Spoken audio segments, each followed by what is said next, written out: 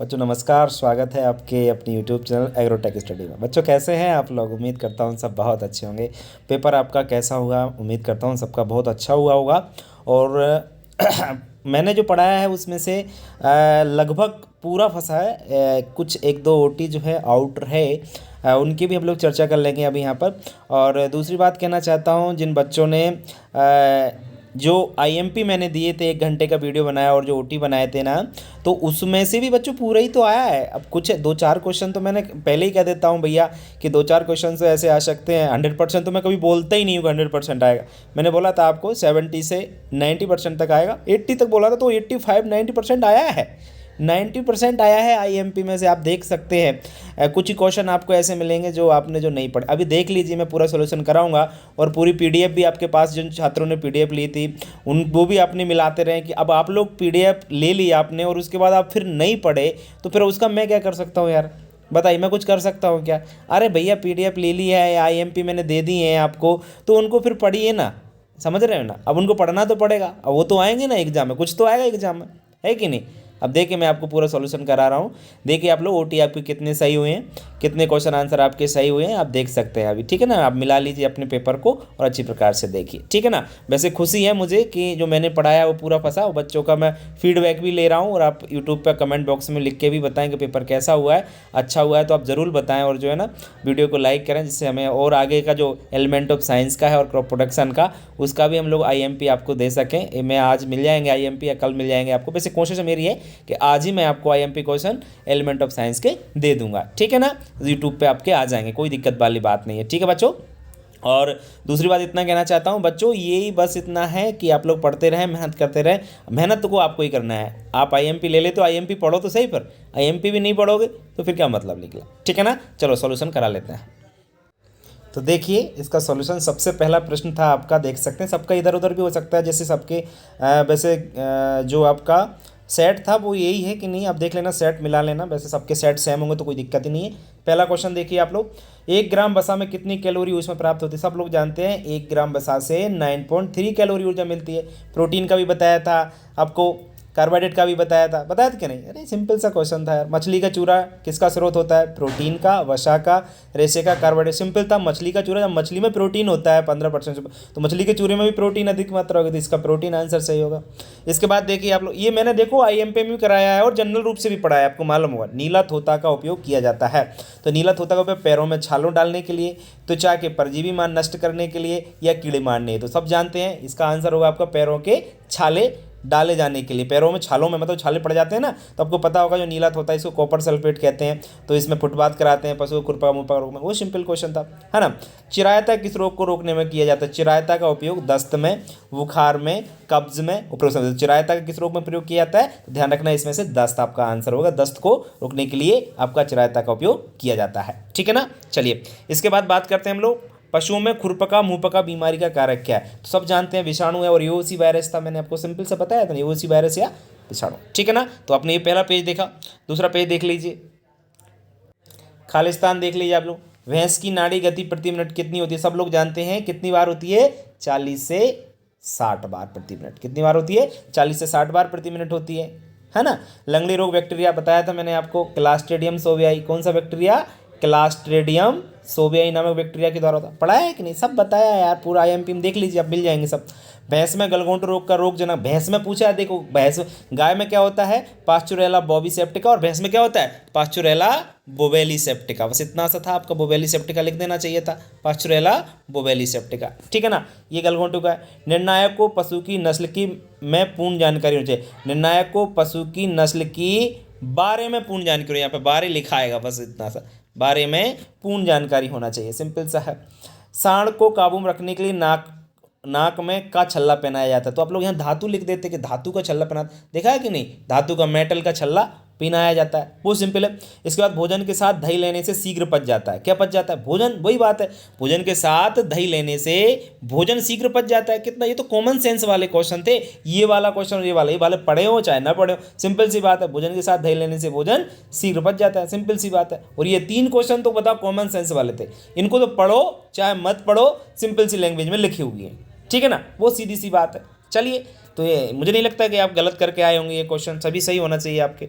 ठीक है ना। और देखिए आगे, और आपके खालिस्तान हो गए। आगे देखिए जोड़ी देख लीजिए आप लोग, ये जोड़ी आप लोग कहाँ का करके आए, देखो सानेन बकरी, आपने बिल्कुल सही किया होगा, सानेन बकरी स्विट्जरलैंड का आपका इसका उत्पत्ति स्थान है। मराड़ी, यहाँ पे थोड़ा सा दिक्कत आया हो आपको, मराड़ी का उत्पत्ति स्थान में से अफ्रीका है, ठीक है ना, कोई दिक्कत ही नहीं है। अल्पाइन, अल्पाइन का आपको उत्पत्ति स्थान फ्रांस है, तो पढ़ाया है। अल्पाइन स्थान, मराड़ी नहीं पढ़ा है, झूठ नहीं बोलूंगा मैं आपसे, मराड़ी क्योंकि मैंने ओटी में ये आपका आउट मान लीजिए, मैंने नहीं पढ़ा पाया। वैसे पढ़ाया है, आप जो बच्चों ने रेगुलर क्लास ली थी उनको पता होगा, लेकिन जिनको आईएमपी थे उसमें शायद ये नहीं है, शायद नहीं है, ये कह रहा हूँ ना हो ये वाला, चलो ठीक है मान सकता हूँ ये चीज़ में।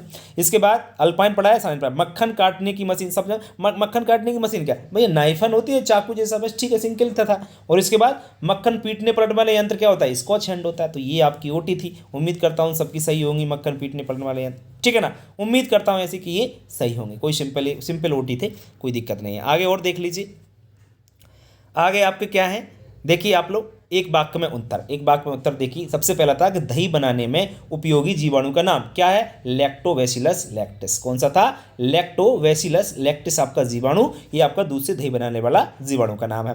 फिर है दुग्ध चूर्ण में वसा की मात्रा, तो दुग्ध चूर्ण में वसा की मात्रा कल ही बताया था दूसरा वीडियो बना करके, 26%। कितना, 26% आपका दुग्ध चूर्ण में फैट की मात्रा होती है। फीके संघने दूध में ठोस पदार्थ की मात्रा, फीके संघने दूध में आपका ये वाला नहीं बता पाया, मैं झूठ नहीं बोलूँगा बच्चों आपसे, ये वाला नहीं बता पाया, कोई बात नहीं, ये थोड़ा आउट ऑफ सिलेबस है, ये मान लीजिए। दूध में पाई जाने वाली, वैसे ये पढ़ाया नहीं, बस इसलिए आउट ऑफ सिलेबस कर रहा हूँ, वैसे सिलेबस में है ये, कोई दिक्कत नहीं है। दूध में पाई जाने वाली शर्करा का नाम पता है सबको, लैक्टोज पाई जाती है दूध में शर्करा, कौन सी पाई जाती है, लैक्टोज जिसको बोलते हैं, ये पाई जाती है, सिंपल से सब जानते हैं इसको। तो दुग्ध चूर्ण में कुल ठोस पदार्थ की मात्रा, अब 5% नमी होती है, तो आप लोग कुल ठोस पदार्थ कितना होगा, 95% हो जाएगा, 90 से 95%। दुग्ध चूर्ण में कुल ठोस पदार्थ, क्योंकि नमी 5% होती है, नमी बताया था, जब नमी 5% है तो आपका कुल ठोस कितना बचा, 95%, सिंपल सी बात है। मुर्गियों में नहीं पाई जाने वाली ग्रंथि का नाम, सब जानते हैं पसीने वाली ग्रंथियां मुर्गियों में नहीं पाई जाती, मैंने बताया था उस दिन पढ़ा रहा था कि मुर्गियों में पसीने वाली ग्रंथियां नहीं पाई जाती और मुर्गियों में दांत नहीं पाए जाते, दो चीज़ें मुर्गियों में नहीं पाई जाती, सिंपल सी बात है। तो आपका एक वाक्य में जो उत्तर थे, सिर्फ आपका एक जो है मैंने जो नहीं पढ़ाया, इसलिए सिलेबस से ही है, पढ़ाया नहीं इसलिए कह रहा हूँ, बाकी मैंने ये ओटीओ में दिया है, कल का दूसरा वीडियो बनाकर दिया था, आपको मालूम होगा अच्छी प्रकार से, और जिसने रेगुलर लिया उसको तो कभी गलत हुआ ही नहीं होगा, ठीक है ना। चलिए और बाकी देख लीजिए, सत्य सत्य देख लीजिए आप लोग, सत्य सत्य में क्या हुआ है, किलनी बुखार बाह्य परजीवियों द्वारा फैलने वाला रोग है, बिल्कुल सही है, बिल्कुल सही है। किलनी बुखार जो रोग होता है वो परजीवियों द्वारा फैलता है, और बाहरी परजीवी जू है, पिस्सू है, किलनी, इनके द्वारा तो फैलता है, वो सिंपल है। कॉक्सीडियोसिस रोग के कारण मुर्गियाँ ज़्यादा अंडे देते, अरे नहीं बिल्कुल गलत है भैया, सिंपल पता ही चल रहा है, कोई बीमारी होगी तो बीमारी से अंडे क्यों ज़्यादा देगी, सिंपल सा है, पढ़ाया मैंने। बोटुलिज्म रोग विषाणु द्वारा होता है, ये गलत है बेटा, बोटुलिज्म जो रोग होता है ना ये जीवाणु द्वारा होता है, और ये आउट ऑफ सिलेबस है, ये आउट ऑफ सिलेबस है, बस ये वाला, वैसे ये जीवाणु द्वारा होता है, अगर आप लोग इसको गलत करके आए होंगे तो बिल्कुल ये गलत है, ठीक है ना, आपका सही हो गया है, ठीक है ना। अगर आप लोग इसको गलत असत्य लिख करके आए होंगे तो बिल्कुल आपका ये क्या है, सही माना जाएगा, क्योंकि बोटुलिज्म जो बीमारी है जीवाणु से होती है, ठीक है। फालपॉक्स रोग में प्रायः प्रतिजैविक का प्रयोग करते हैं, नहीं भैया ये भी आपका असत्य है, क्योंकि फालपॉक्स रोग किसके द्वारा होती है, विषाणु द्वारा होती है, जब विषाणु द्वारा होती है तो इसमें एंटीबायोटिक का उपयोग कर ही नहीं सकते हैं, समझ में आ रहा है ना, तो ये भी आपका क्या है, असत्य है। नीली कलंगी एक बाह्य परजीवी रोग है, नीली कलंगी जिसमें कौन सा रोग है, इसमें बाह्य परजीवी आपका बाहरी परजीवियों के द्वारा होता है, इसमें मुझे कन्फ्यूजन है थोड़ा सा, मैं इस पर अभी बात नहीं करूंगा, ठीक है ना, इसमें मुझे कन्फ्यूजन है थोड़ा, इसलिए। पिंजरा पद्धति में आहार एवं पानी दूषित नहीं हो पाते हैं, बिल्कुल सही है, पिंजरा प्रणाली में क्योंकि आहार वो नीचे रखे नहीं जाते, इसलिए शुद्ध भोजन जो होता है खराब नहीं होता है, तो इस प्रकार के आपके ये सत्य सत्य, सिर्फ इसमें जो है ना आपके दो क्वेश्चन जो है ना, एक तो 5वां वाला और एक ये वाला मैंने आंसर बता दिया, इसका आंसर मैं नहीं बता पा रहा हूँ क्योंकि ये जो मैं कंफर्म नहीं है, इसलिए थोड़ा सा, ठीक है ना, कंफर्म करके मैं आपको ये क्लियर कर दूंगा, ठीक है, कोई दिक्कत नहीं है। और बाकी तो सभी आपके जिसमें बता रहा हूँ उसी प्रकार से आपने सही किए होंगे, इसमें दो तो सत्य हैं, तीन असत्य हैं, तीन असत्य क्लियर है, एक आपका एक्स्ट्रा है, उसका देख लेंगे आप, नीली कलंगी वाला, ठीक है ना। बोटुलिज्म जो है ना ये जीवाणु से होता है, ये थोड़ा सा ध्यान रखें, ठीक है, तो ये सत्य सत्य है आपके, ठीक है। अब क्वेश्चन आंसर देख लीजिए आप लोग, क्वेश्चन आंसर तो बोले सिंपल आए, पशुओं में कोई दो विषाणु जनित रोग, सब जानते हैं यार, खुरपका मुंहपका और पशु प्लेग दोनों आपके विषाणु से होते हैं, सिंपल सा है। और नहीं अथवा कर देते, पशुओं में किन्हीं जीवाणु जनित तो बहुत सारे हैं पशु वाले, एंथ्रेक्स रोग हो गया आपका, लंगड़ी रोग हो गया आपका, है ना, दो लिखने थे तो लिखे आए होंगे आप लोग अच्छी तरीके से, लंगड़ी रोग हो गया, और भी बताए तो थनैला रोग हो गया, ये हमने पढ़े हैं, सिंपल सा है ना, ये पढ़ाया है मैंने सबको, ये तो कभी गलत नहीं होते हैं। गलघोंटू रोग की रोकथाम, अरे भैया ये तो मैंने 56 बार बता दिया था, कोई भी रोग हो जाए रोकथाम आप लोग लिख देना, सिंपल सी। और क्या लिखना है कि स्वस्थ पशु को स्वस्थ पशु से अलग कर देना चाहिए, और क्या लिखवाया था कि पशु मर जाए तो गाड़ देना चाहिए, जला देना चाहिए, और क्या बताया था, और क्या बताया था, वैक्सीन लगवाना चाहिए पशुओं को, है ना, पशुशाला की साफ सफाई करना चाहिए। 3-4 बता दिए, 2 लिखने थे, सिंपल सा था। और नहीं तो आप लोग रोगों की रोकथाम बिल्कुल सेम है, ये वाला दोनों आप बिल्कुल सेम, दो यही चीज़ लेके आते, कोई दिक्कत नहीं थी। गलघोंटू में लेके आओ, चाहे जनरल रोगों की रोकथाम। तो देखो अब बताओ, आईएमपी में नहीं बताया, सभी क्वेश्चन मैंने बताया। आप देखिए आगे और चलिए, आगे और चलते हैं, चलिए देखिए 8वां देख लीजिए आप लोग। 8वां क्या पूछा है, मछलियों के लिए आहार के दो प्रकार होते हैं, सब जानते हैं, एक तो जंतु पिलवक, एक पादप पिलवक। कोई दिक्कत नहीं, इसमें आराम से लिखाए होंगे। मछलियों के 2 रोग के नाम, ये जरूर नहीं पढ़ा है, इसकी जरूर मैं कहना चाहूँगा। मुर्गियों के रोग मैंने नहीं पढ़ा है, इसमें कोई दिक्कत वाली बात नहीं, ये नहीं पढ़ा है, सॉरी इसके लिए, ये वाला आपका नहीं फंसा होगा 2 नंबर का, ठीक है ना, ये नहीं पढ़ा है मैंने। सानेन नस्ल की बकरी का मूल स्थान, अरे बिल्कुल सिंपल यार, सानेन बकरी का मूल स्थान वो पीछे ही दे रखा है, स्विट्जरलैंड है। और ना, और विशेषता लिखे आते, ये दुनिया में सबसे अधिक दूध देने वाली बकरी, एक विशेषता लिख देते, ये दुनिया में इसको किस नाम से जाना जाता है, इसको किस नाम से जाता है, दूध की रानी के नाम से जाना जाता है ना। ये तो पढ़ा है ना, ये तो मैंने दिया है, आईएमपी में भी दिया है। नर पशु के बदीयकरण के 2 लाभ, तो नर पशु अगर जैसे मान के चलो आप अथवा वाला कर देते, तो नर पशु के बदीयकरण से क्या लाभ, भले मैंने नहीं पढ़ाया है, पढ़ाया भले ही नहीं है, लेकिन आप लोग अपना कॉमन सेंस यूज कर सकते। बदिया अगर हम लोग देखो, बैल सांड को कर दिया तो वो उससे हम लोग काम अच्छी प्रकार से ले सकते हैं। बैल है तो बैल को अच्छे प्रकार से खेत, मतलब जैसे गायों पर नहीं चढ़ेगा, हमको मारेगा नहीं, वो उसका स्वभाव शांत हो जाएगा। तो इस प्रकार की 2 लाइन लिखनी थी, लिख गए होंगे, उम्मीद करता हूँ ये भी आपका गलत नहीं हुआ होगा। घी के गुणों को प्रभावित करने वाले, बहुत बार बताया, घी को प्रभावित करने वाले कारक, 2 कारक, आप 4 भी कारक लिखे आते। एक तो क्या लिखे जाते हैं आप लोग, बनाना, घी को बनाने की विधि, कि आप किस विधि से बना रहे हो। दूसरा पशु की, क्या लिख सकते हैं आप लोग, पशु की नस्ल, पशु की उम्र, या आप लोग कह सकते थे कि ऋतु, कोई भी आप लोग इसका घी के गुणों को प्रभावित करने वाले कारक आराम से हो जाते, कोई दिक्कत नहीं थी। और घी को नवीनीकरण, आपको पता है घी के नवीनीकरण से क्या होता है, उसमें सुगंध आने लगती है, पढ़ाया है, सिंपल है। उसको क्या आता है, खुशबू आने लगती है अच्छी प्रकार से, उसमें शुद्ध हो जाता है वो, क्योंकि उसमें बदबू आने लगती है तो वो शुद्ध, सिंपल सी 2 चीज़ें लिख देते, कोई दिक्कत नहीं थी। आप ये भी सही करके आए हो।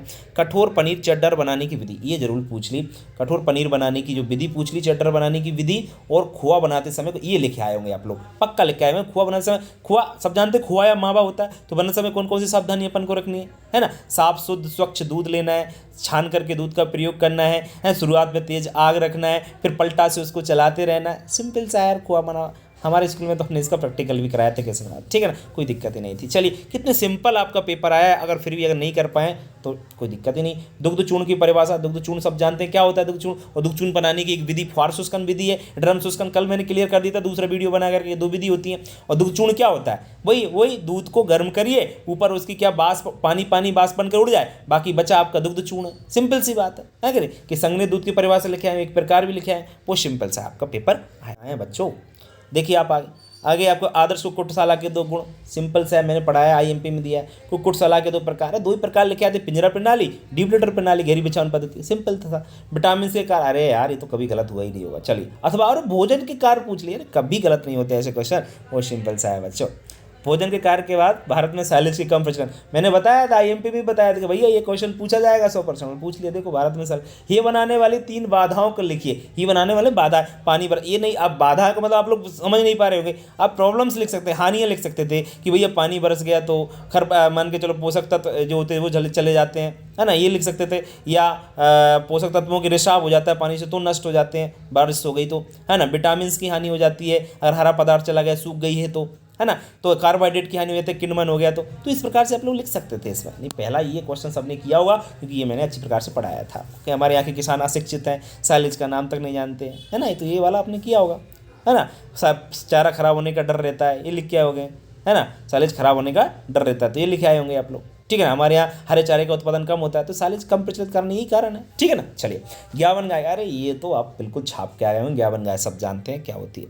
अच्छे सांड के चयन करते समय ध्यान देने की कोई बात, बस कौन कौन सी बातों का ध्यान रखना चाहिए वो आप लोग अच्छी तरीके से लिखे आए होंगे, है ना। और इसके बाद कॉक्सीडियोसिस बीमारी, खूनी दस्त रोग के लक्षण पूछे थे, ये वाला मैंने आपको अच्छी प्रकार से आईएमपी में भी दिया है। और बर्ड फ्लू रोग के लक्षण किसी की भी एक के लिखाए होंगे आप लोग, बिल्कुल आपका ये क्वेश्चन सही गया होगा, ठीक है। चलिए बच्चों, आपने पेपर, उम्मीद करता हूँ सबने बहुत बढ़िया पेपर आपका गया है। आगे इसमें आप लोग क्या करके आए हैं ये भी आप लोग देख लो, इसमें भी आप लोग पूरा सही करके आए होंगे। उपयोगी 4 औषधियों के नाम एवं एक एक उपयोगी। चलो औषधि में मैं आपको बता चुका था, कोई सी भी औषधि पूछ ली। और पशु चिकित्सा में 4 उपकरण होंगे, और कोई से भी लिखे आओ यार, कोई दिक्कत नहीं, बर्थडे जो कैस्टेटर लेके आ। मतलब मैंने तो ये भी बताया कि ये के बारे में आ सकता है, लेकिन ये बारे नहीं है, किसी के बारे में कोई भी लिखे आओ, तो आप कभी गलत नहीं होगा जब कोई भी लिखे आओ। तो मैंने 4 दे रखे। मुर्गी पालन की संस्थाओं के नाम, ये मैंने IMP में ये भी बताया, और ये भी भारत में मुर्गी पालन के 5 मैथ, ये तो अपने ठोक के लिख के आए होंगे, कोई सिंपल है, बहुत बढ़िया। और 20वां कौन सा, मुर्गी के आहार में जल के कारण। अरे सिंपल सा क्वेश्चन है यार, कौन नहीं जानता। और मुर्गियों के लिए आहार का चुनाव कर समय कौन कौन सी बातें ध्यान रखना चाहिए, ये वाला भी आपने ये छापा होगा, वैसे तो बहुत सिंपल है, ठीक है ना। तो बच्चों पूरा पेपर आपका, मैं तो ये कहूँगा मैंने जो IMP दिए थे उसमें से 80 से 90% के बीच फंसा। 80% में 2-3 क्वेश्चन ऐसे हैं जो आपको नहीं फंसे होंगे, आपको ऐसा लग रहा हो कि ये क्वेश्चन सर नहीं। बाकी मैंने जितने भी, आप देख लीजिए, चेक कर लीजिए आप लोग, IMP क्वेश्चन देखिए आप लोग, उनको मिलाइए कि एक क्वेश्चन भी बाहर गया है क्या। 2-3 क्वेश्चन है जो बाहर गए हैं, मैं मानता हूँ। 1-2 क्वेश्चन है 2 नंबर के जो नहीं आए हैं, बाकी तो और भी कोई क्वेश्चन है ये नहीं फंसा तो अथवा वाला फंस गया है। इस प्रकार से आपके क्वेश्चन फंसे हैं, और आप लोग चेक कर लीजिए। अगर आपको विश्वास नहीं होता है तो पूरे क्वेश्चन आपके फंसे हैं, और उम्मीद करता हूँ सभी का बढ़िया पेपर हुआ होगा, किसी का पेपर खराब नहीं हुआ हुआ है, ऐसी मैं उम्मीद करता हूँ। आगे आपके एलिमेंट ऑफ साइंस की जो है PDF भी मिल सकती है अगर कोई लेना चाहे, और नहीं तो आप लोग क्या कर सकते हैं, मैं IMP डालूंगा, वहाँ से कर लेना। OTO की अलग वीडियो बनाऊंगा, उसकी अलग वीडियो, ठीक है ना। तो कोई दिक्कत है नहीं, ठीक है बच्चों। आगे के लिए भी बेस्ट ऑफ लक, बस पढ़ते रहिए, मेहनत कर दीजिए बच्चों, अपना नाम रोशन करें, बस मैं यही चाहता हूँ, ठीक है। चलिए बच्चों, नमस्कार।